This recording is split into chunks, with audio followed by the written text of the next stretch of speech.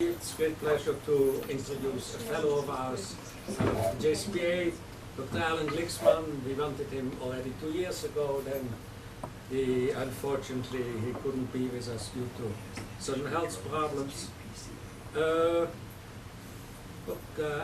Before I introduce him, we have an extremely intense series of lectures. Tomorrow, even though it's not a lecture of ours, Dr. Ken Stein is speaking here about Carter. What time, Adam? 12 is the food, or 12 is the 12 is the food. 12:30 is the lecture. Those of you who want to come to register with Adam, who sits there modestly on the second row. Then we have Stephen Bain on the 9th of July on the intellectual assault upon American Jewish pro-Israeli advocacy, what lies behind the assault, and how ought the Jewish community react.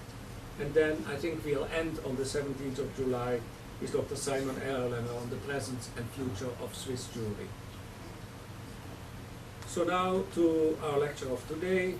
Our subject is Soviet Jews and Holocaust survivors in old age, a comparison. This of course fits our post-Holocaust ideas that where we look at post-Holocaust studies as one subject, and survivors are a very, very important pillar in this whole concept of post-Holocaust studies. Dr. Glicksman is a fellow of the JCPA, as said. He's a director of research and evaluation at the Philadelphia Corporation for Aging and an adjunct associate professor at the School of Nursing at the University of Pennsylvania. And his research is focused on the impact of religion, ethnicity, nationality, and the immigration history on the lives of older persons. Alan? Thank you. I appreciate the invitation to speak today.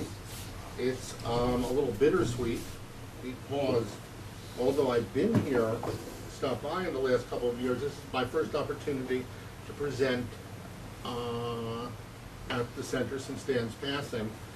Dan used to tease me about the work. I think he was teasing me, I'm not sure, about the work I do, because he was my undergraduate advisor about American Jewish community life, American Jewish structure. And then I had the bad taste to go off and study old people and illness and the psychological problems. And he used to ask me when I was going to come back to some real work. And I think about... It was a tease. Huh? It was a tease. I was teasing. I wasn't 100% sure. So mindful of that tease, what I'm going to do is take some of the work that I've done in the last few years and look at it in a broader context, and part in the Jewish communal context. Because at least we in the United States, and I can't speak for any other country, have very clear images, stereotypical images, of what Holocaust survivors are like and what Soviet Jews are like. And the minute you use one of those phrases, a whole bunch of images come up, and we all know what we're talking about. And that has an effect. And so what I'm going to do is talk about Soviet Jews and Holocaust survivors and how the context matters. The context of their life before the war, during the war, after the war, both the personal context and the communal context, including the Jewish communal context. I have to say, just before we left the United States, there was an interview, the 20th anniversary of PowerPoint, and the people who developed it did apologize for the impact they've had on all our lives, and this is not my big skill in life, so. Okay. So we're going to try to draw some comparison between two groups of older Jews living in the United States on a series of common issues, using data collected in 2 studies of older persons receiving formal care services. A lot of the work I do doesn't just ask, what's it like to be old and a Holocaust survivor or a Soviet Jew? It asks, does being a Holocaust survivor or a Soviet Jew mean when you have to negotiate the formal system in the United States, the formal healthcare system and the formal social service system? Some of those services are provided by the Jewish community, some are provided by government agencies or other agencies? How does somebody's background affect the way you interact with the system?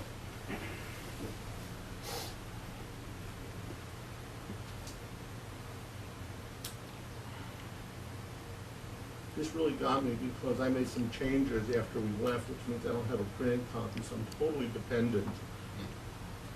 Teaches me the real power of computers.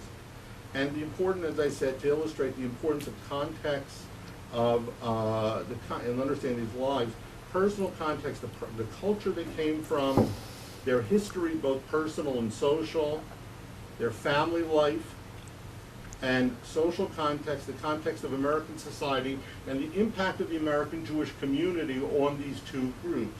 And one of the things I'm interested in learning in presenting this, I'm not just presenting this to try to share information, but I'd like to gain some, is to what extent in Israel or other countries some of this is similar or it's different or whatever, because some of this is very clearly has to do with the American context.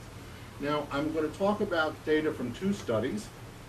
The first was refugees, minority status, and long-term care. In the United States, when money is given out, it's given out often on the basis of a set of racial categories. All people who are white or Middle Eastern origin are group 1, African Americans are group 2, anybody of Latin American ancestry is group 3, and then of Asian ancestry 4, and then sometimes another Asian group is created as group 5. So we did a study. Neville Strumpf is a professor of nursing at Penn, and Robert Goldberg was at Penn, and we asked the following question. Does being a refugee, if you're a refugee and you're old and you need service, does being a minority matter? Because remember, the United States Jews are white. Jews are not minority. They are considered part of the majority population. So we decided to look at 4 refugee populations. Vietnamese and Cambodian, who are minority populations because of racial differences, and Soviet Jews and Soviet Ukrainians. Philadelphia has had 2 migrations from the former Soviet Union, one of Jews, mostly from Ukraine, and Ukrainians who were Protestant.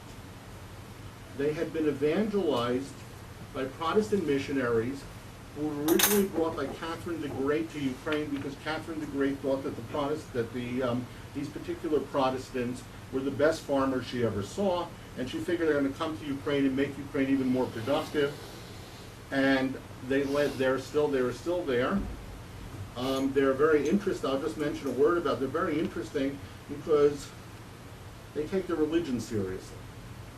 What that meant was they would not take the oath of atheism, which was required for membership in the Komsomol, the party adolescent organization, which was required for entrance into college. So the Ukrainians are all truck drivers and mechanics and manual laborers, and the Jews are all doctors and scientists and... So my job in this study was to supervise the work with the 2 Soviet populations. And my colleague Robin Goldberg-Glenn did the 2 Asian populations, and it turns out there's a surprise, you can't compare them. The differences are too great.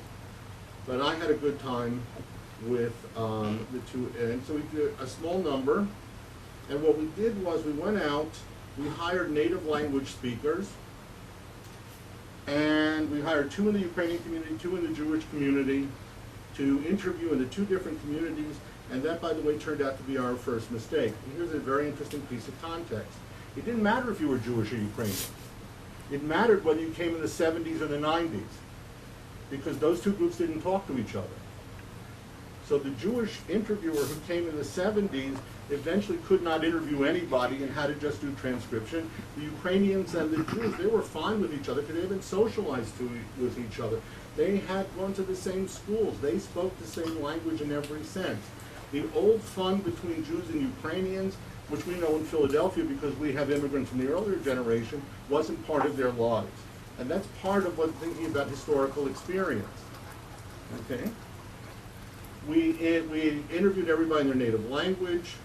We used qualitative and quantitative questions. You know, in the United States, the gold standard is always quantitative. If you ask questions and you get numbers, numbers are better than words, and then you measure them and then you pretend it's all objective. The question is, if I go out and ask a bunch of Ukrainians and Soviet Jews in Russian American questions and get answers, what the hell am I getting? When we try to translate some of the American questions, you know, Americans like happiness. So a lot of the questions are you happy, are you very happy? When it turned into Russian and Ukrainian, they said that's euphoric. So we had to change it to, are you satisfied? We had to change not only because the words carry meaning. It also turned out that, you know, the word for Jew had to be different than because with one group it's fine, with the other group it's offensive. So we asked a whole bunch of questions. And here's what we learned about the Soviets. You know what my generation of Soviets have lived through. I survived 3 famines. I don't remember the first one. My parents told me because it happened in 21. The second famine was in the 30s. The last one was not so awful, but it was during the war, during our evacuation. So the first thing about context is, where would something like the Holocaust fall for somebody who was living in the Soviet Union, as opposed to somebody who was living, say, in Western Europe? For this person, it was just their 3rd famine. It has a completely different meaning as part of a life that was already very difficult and very rugged. Okay. Your husband died? No, he was executed by a firing squad. He was a general. Okay. Accused by Stalin of some made-up crime, and they shot him. We're not looking at people who... The best book I've ever seen on Soviet Jewry was written by Tzvi Gittelman, and what I love it is its title. It's called An Ambiguous Legacy. And this is going to be important later, so it's important to say now that the Jewish role in the Soviet Union was ambiguous. They were denied certain things, they were denied certain cultures, but some of them rose very far. Some of them became generals in the Red Army and had the same life expectancy of most generals in the Red Army.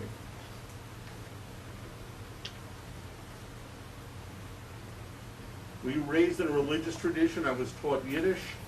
I don't remember any of that. When I left for Leningrad, my sister, you know, we didn't speak it, and I never taught my children the language. When my mother came, everything came back, but when she died, that was the end of it.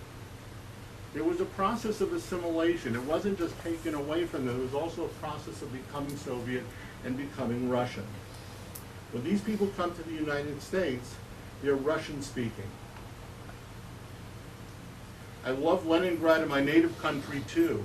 That's where my childhood had been, my youth years, my marriage, the birth of my children. But I left without a single regret. It was more of a stepmother. I love that quote. It was more of a stepmother. But you can see the complex feelings that these people bring with them. How would you describe your background? I consider myself to be Jewish by nationality, but culturally I'm Russian because I was raised in Russian culture. I adore Russian culture, Russian opera, Russian ballet, Russian theater, Russian actors. I adore Russian literature, and I can't help it. To think about their self-identity. One of them said to me, look, not to me, but to an interviewer, I'm Ukrainian by nationality. No, I'm Ukrainian by citizenship. I'm Jewish by nationality. I'm Russian by culture, and I'm Soviet by personality, and I don't know who I am. These are very complex identities.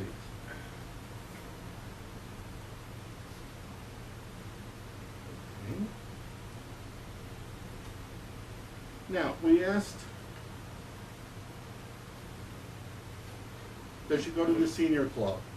She said, I like it, but you understand the women only come off to show their jewels, their clothes. That's what I feel. Now watch what she says next. I've never worn anything like that. It was not the norm when I was part of the Komsomol. The Komsomol still sets her moral compass for her.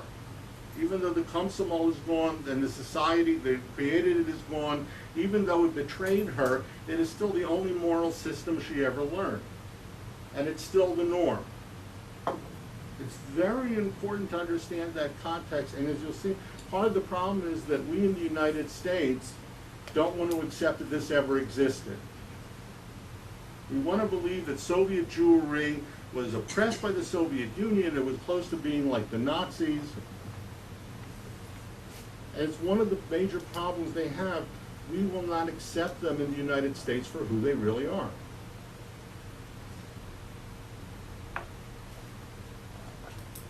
How did you feel about leaving? Now look at that first sentence. The most important reason was radiation, which the city was exposed and my grandchildren to the Chernobyl disaster. We had people who said that when they were evacuated from Chernobyl, it brought back memories of being evacuated in 1941 from the same city. So at the same time that some of these people were integrated, some of these people were part of the system, they had multiple traumas, not one, but multiple events in their lives that caused fear and anxiety and sometimes terror. But it was difficult for me to leave my homeland. Okay?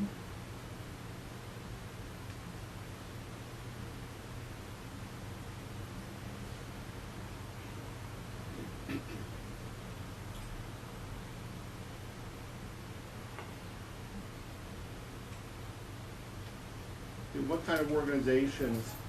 My husband is a member of the World War II Veterans Club. Is this an immigrants club or an American club? This is an immigrants club. Americans don't care. Many Soviet Jews told us they have one holiday in the year, the anniversary of the end of the war. The one great thing they did, the one thing that cannot be taken away from them is their service during the Second World War in the Red Army. It is the single most important thing. It is the moment, I don't know if any of you have read Vasily Grossman, the Soviet author. He was a journalist during the war and wrote some fascinating stuff on the Red Army. He said they put on their white shirt that it was the first moments they didn't have to compromise to get along. They didn't have to compromise to be part of the system. It was all good. It was ethical and moral to the umpteenth degree to fight the Nazis. And they come to the United States, where the Red Army is vilified, and they can't get recognition for the one thing they did, for their one great event. One of them actually made the mistake of coming out in the Northeast in Philadelphia in a Jewish neighborhood in his Red Army uniform. He got hit by an old Jewish person. It was just, you know, you got it, you know. In 1995, on the 50th anniversary of the war, you know what they did? They came here. They came here. Because they said here they can be recognized. Here they can put on the uniforms and sing the old songs and whatever else. That they got recognized here, then this is for them, this is the one great thing they did. And in the United States, I mean, World War II, as defining as an event as it was for the United States, doesn't have it close to the meaning for Americans that it does for Soviets, because the war never touched the United States.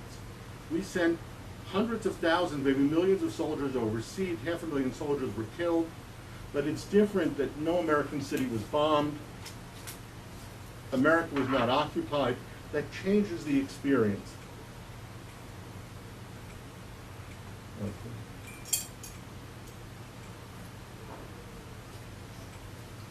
Okay. America set up a system to absorb these people. It is an effective system. It's a system that works. It's a system that was never explained to Soviet immigrants. So things happen to them, like they get a check in the mail. SSI is Supplementary Security Income for the extremely poor. They get a check in the mail. Where the hell did the check come from?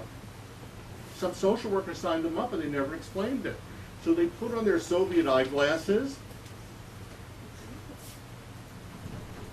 You know, we asked them, did anybody help you in resettlement? They said no. We said, what about Jewish Family Service? They said, no.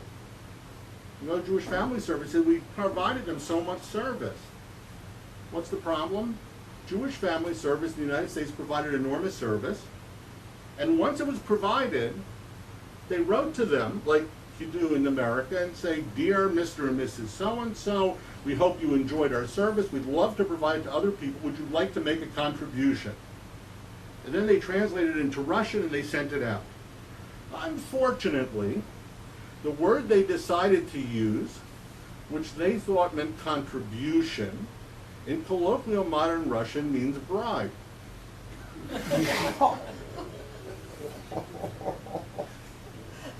Because they used the dictionary. And so they said, the Soviets said to us, it's just like in the old country. We understand what's going on. They give you something and now you gotta, you know. I've been in Ukraine. Did some work with the Institute of Gerontology in Kiev, and the director told me that if he had surgery, he'd never allow anybody to touch him he hadn't given a gift to. That's just the way the world works over there. And they figure the same way it works over here. So Jewish families sitting there saying I was ungrateful, and a whole list of words I won't repeat. And the Soviets are saying, but what are they complaining about? They wanted a bribe, you know. So they sent them some money. Nobody helped us. It's just like the old system. Supplementary Social Security income is for people who are the poorest of the poor. And since the Soviets came here with no money and are old and are not going to work, they are eligible for SSI. Part of the problem, of course, is they're eligible because they were refugees. They were eligible for other services that moved them to the top of queues that American Jews were on, and that also caused some conflict. There's a wonderful scene in a comedy in America. Because a lot of this was politically motivated because of the image of the Soviet Union in American life. There's a wonderful scene where this obviously Latin American family is sitting with an immigration officer. He said, "What country do you come from?" And let me just tell you, this is some time ago, let me just tell you, here's how it works, okay? If you come from Nicaragua, which the United States can't stand, they'll be happy to take you in, but since all the organizations that help you resettle are liberal, they won't help you. On the other hand, if you come from El Salvador, which is a right-wing government, which the United States likes, we may not let you in, but if you do get in, all the liberals will help you. So what country do you come from? So the family huddles for a minute, and the father comes back and says, "Canada."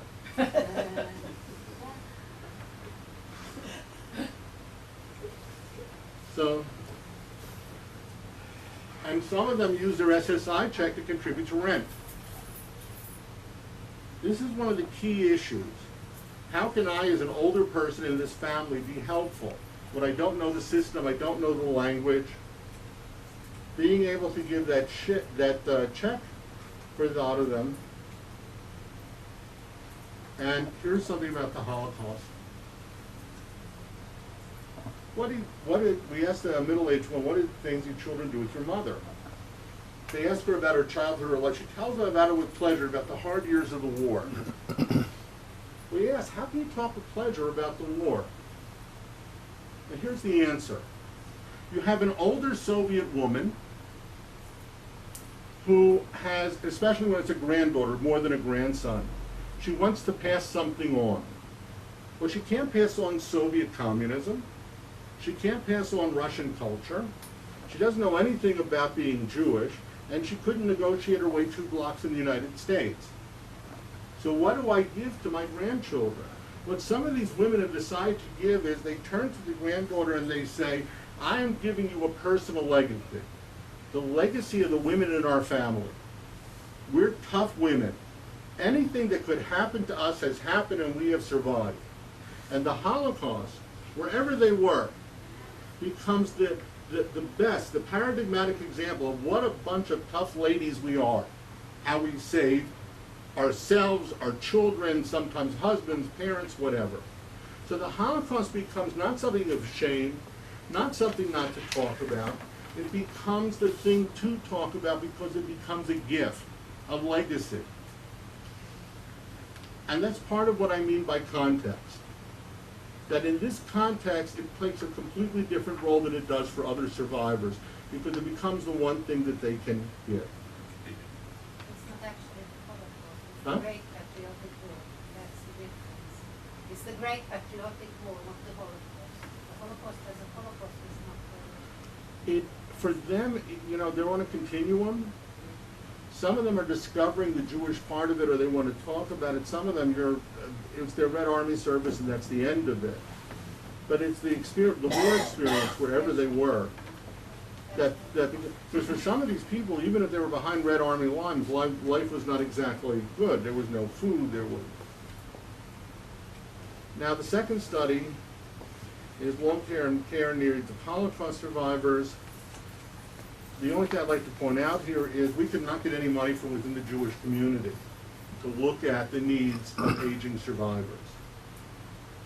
And we'll come to why a little bit later, but the Jewish community didn't, this is not of interest. So the money came from a private foundation and from the government. They really, most of them believe it comes from Russia. They think, oh, it's not the norm.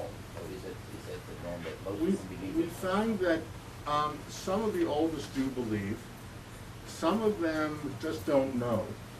Very few of them really understand the system. So it's a split between somebody's paying me from Russia, and I don't know why I'm getting a check, which caused the anxiety. If the check started for no reason, they could end for no reason. And so some of them express that fear.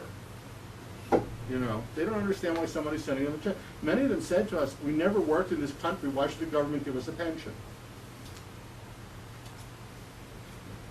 All right, we asked 3 questions in a second study.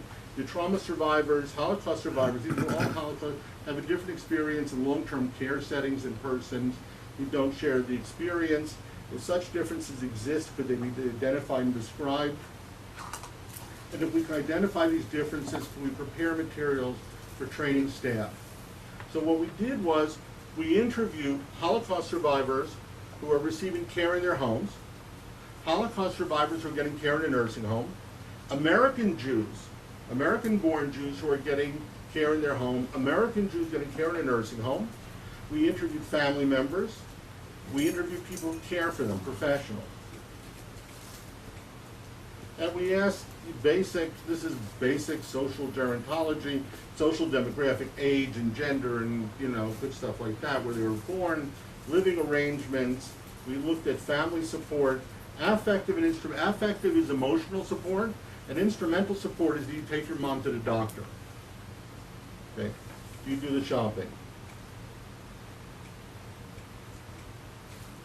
And we asked a lot of health questions, physical and functional, how they feel about the service providers, and their life experience before, during, and after the war.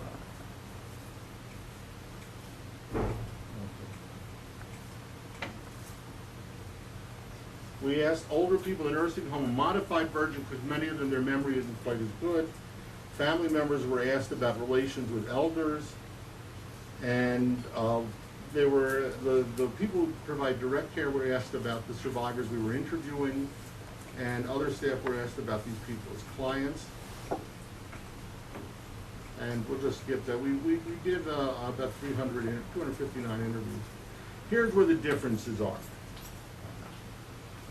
There were no differences between the Holocaust survivors and the American Jews on income, their memory, physical and functional health, which you would expect because they're all getting these same services. You've got to be pretty sick to get the services.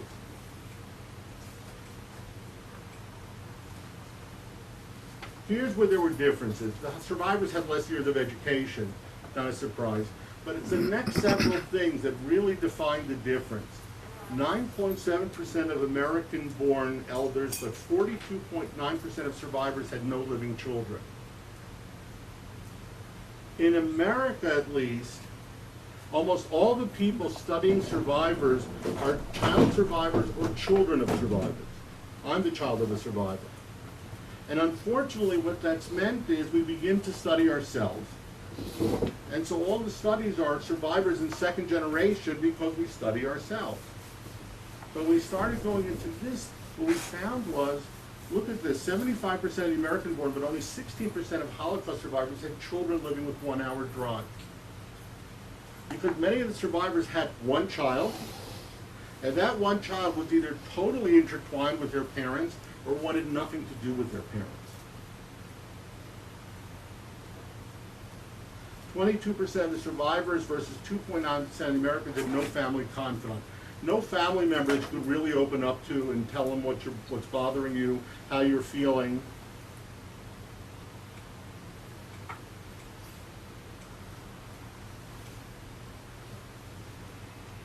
(28.3% of American-born and 16.6% of survivors had a living sister, and 19% of the survivors, and none of the Americans were married, but most of those survivors were caring for a sick spouse. In other words, the big difference between the survivors and the American-born was the survivors not only didn't have family of origin, they had trouble recreating family after the war.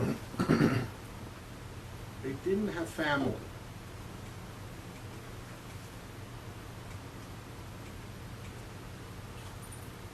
And most of the mental health measures we used, there were no differences between the two groups. The differences were on a depression scale and a loneliness scale. The survivors reported being lonelier and more depressed. And we asked, does the number of living children and travel time statistically explain the difference between the two groups in mental health? And the answer is yes. That when you account for those two things, you account for most of the differences. And it is the lack of children, it is the family situation that accounts for a great deal of the real mental health differences between the two groups. The Holocaust, therefore, has two effects. One is direct in the murder of family of origin, but the other is indirect. Because of the psychological effects, it was harder to reconnect, build families. Some of them married a survivor right after the war. I mean 2 weeks. They wanted to get married, they wanted to get on with their lives, and they thought if they married another survivor, there'd be somebody they could talk to. Many of those marriages didn't work out because it turned out that they couldn't talk. Sometimes it was only when they remarried somebody who was not in the war that they found they could finally talk about what happened. Which meant that if the first marriage, there wasn't a lot of intimacy, there weren't a lot of children, then there was divorce. You didn't have women just having kids on their own outside of marriage in the 50s. Then they remarry, you have a dearth of children in this population. So the Holocaust effects are there, but it's not just war to the current, it's family in between. Like with the Soviets, the family issue becomes defining. Family members of community-dwelling survivors were more likely to report that caring for an elder increased stress, created greater restrictions on privacy. Essentially, family members of survivors reported having more emotional distress themselves. And the